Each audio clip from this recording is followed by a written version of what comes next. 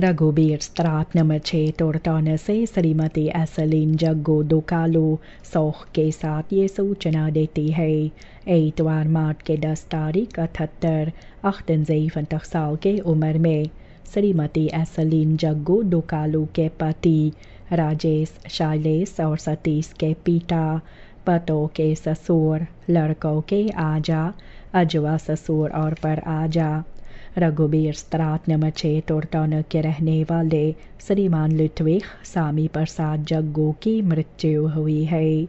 इन्हें लोग ज़्यादा ब्रिगेंस और लुती के नाम से जानते थे। अपने ज़िंदगी में स्टैंड होल्डर था क्लेडिंग साग का सेंट्रल मार्केट ऊपर में। 20 मार्च के 14 तारीख अर्थी सुबह 10 बजे घर पर रखा जाएगा। 12 बजे रघुबीर स्त्रात नंबर 6 तोड़ताने से अर्थी उठाई जाएगी।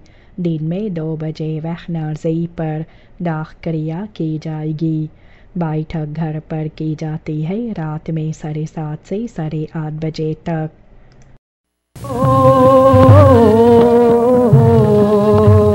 ये किसी का घरोना